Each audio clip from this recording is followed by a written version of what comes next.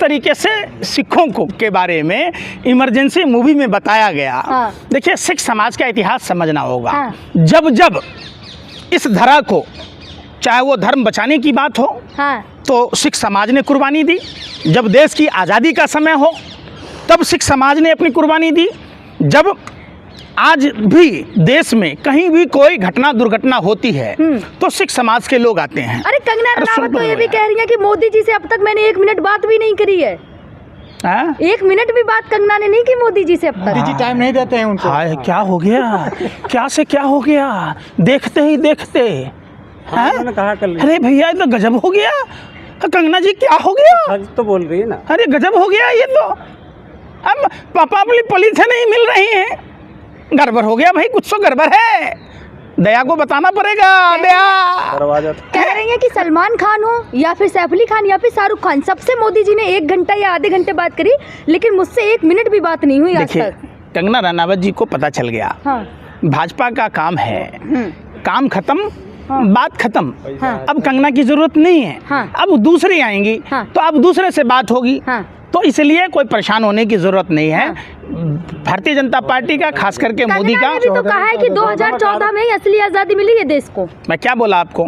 जिन लोगों को 1947 की आज़ादी पर भरोसा नहीं है, देश के स्वतंत्रता संग्राम सेनानियों के शहादत पर भरोसा नहीं है, जिसको भारत के संविधान पर भरोसा नहीं है, जिसको बाबा साहब अम्बेडकर पर भरोसा नहीं है, वो सब देश छोड़कर चले जाएं।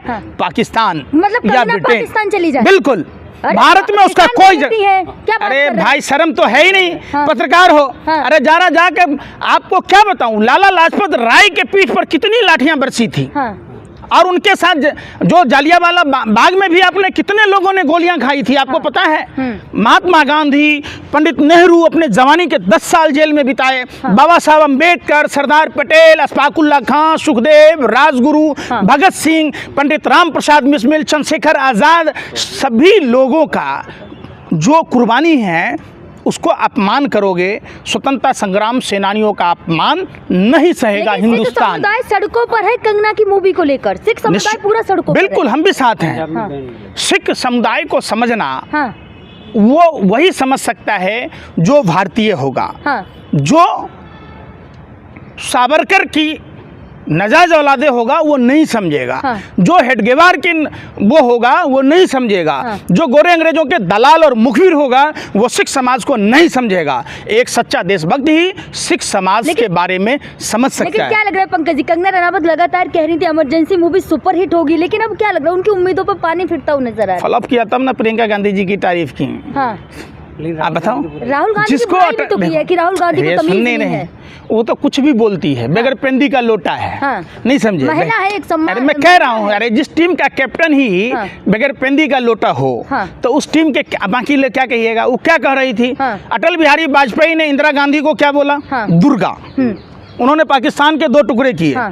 उन्होंने जितने प्राइवेट सेक्टर था उस समय सबको राष्ट्रीयकरण किया। जो प्राइवेट बैंक, कोल इंडिया, पता नहीं क्या क्या बहुत सारी संस्थाएं थी, आपको भी पता है। अब आप बताइए कि जिसको अटल बिहारी वाजपेयी ने दुर्गा की उपाधि दी हो, उनके ही पार्टी की एक सांसद इंदिरा गांधी कमजोर है। तो उस आदमी का क्या कहिएगा, जिसको अभी मान लीजिए जाड़े का मौसम है और कहे नहीं जी गर्मी है, तो इसका मतलब मानसिक दिवालियापन का शिकार है। अरे छवि है इंदिरा गांधी की, काहे की छवि है?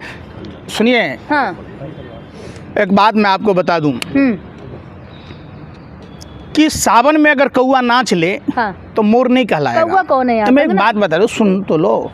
सावन में अगर कौआ नाच ले, हर गंजा अपने को चाणक्य कह दे, हर दाढ़ी बढ़ाने वाला अपने आप को रविन्द्रनाथ टैगोर कह दे, हर कौआ सावन में नाच ले तो मैं तो मोर हूँ, तो थोड़ा ना मोर हो जाएगा। उसके लिए प्रतिभा की जरूरत होती है। राष्ट्रवादी महिला है, राष्ट्रवादी महिला। राष्ट्रवादी की परिभाषा क्या है? झांसी की रानी मूवी में काम किया है। जो देश के स्वतंत्रता संग्राम सेनानियों को भर दिन कोसता रहे, गालियां देता रहे, उनको अपमानित करता रहे, जो देश की आजादी को भला बुरा कहता रहे, जो अपने ही वतन को बदनाम करता रहे।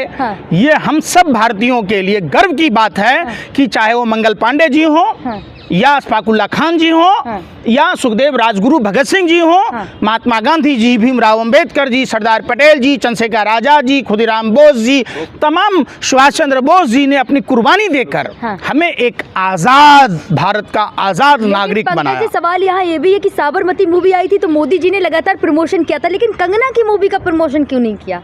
देखिए, उनको पता है कि ये एजेंडे पर आधारित फिल्म बनी है, और मोदी जी नहीं चाहते कि हमारी इज्जत खराब हो। आप देखने नहीं जाएंगे? इमरजेंसी के टाइम के काले चिट्ठे बाहर आएंगे, जनता को पता होना चाहिए, बच्चे बच्चे को, अच्छा, कि क्या गलत किया था उस समय। आपका उम्र कितना है? आप देख के आई हैं? नहीं। क्या देखी फिल्म में? क्या देखी आप? क्या देखी? जो हिस्ट्री बताई गई है इमरजेंसी के अरे टाइम क्या हिस्ट्री है, बताओ ना। बोल्ड सीन नहीं है मूवी में कि अच्छा, कितने प्राइवेट बैंक को राष्ट्रीयकरण किया गया? बताइए, पत्रकार हैं आप, है? अरे नहीं है मूवी में। क्यों नहीं है? क्यों नहीं है, बताओ। इमरजेंसी के अरे भाई, हम कह रहे हैं जो प्राइवेट एम्प्लॉय थे वो सरकारी हो गए, उनको पेंशन की व्यवस्था हुई, उनको अनुकंपा के आधार पर उनके परिवार के लोगों को नौकरियां मिलने लगी।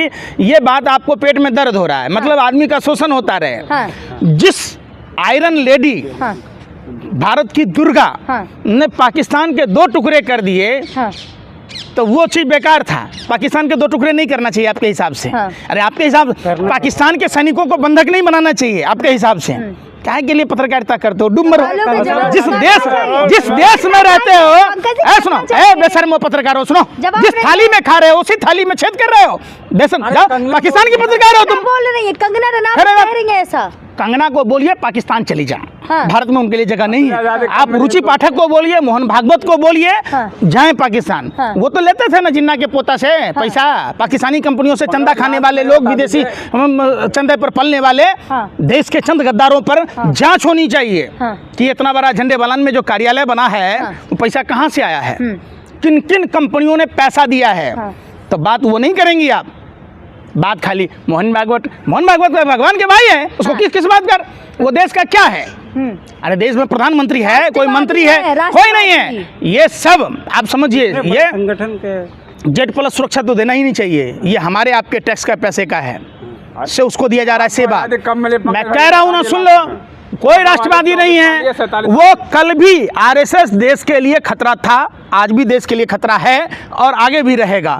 ये लोग कल भी देश के गद्दार थे, देशद्रोही थे, आज भी हैं, कल भी रहेगा। इसलिए RSS के फन को कुचल दिया जाना चाहिए। अगर ये फन 1947 में कुचल दिया गया होता तो आज ये भारत में नफरत न फैला रहे होते, भारत को गर्त में न ढकेल रहे होते, भारत की आज़ादी पर सवाल न उठा रहे होते, भारत के स्वतंत्रता संग्राम सेनानियों को अपमानित न कर रहे होते। जय हिंद, जय भारत।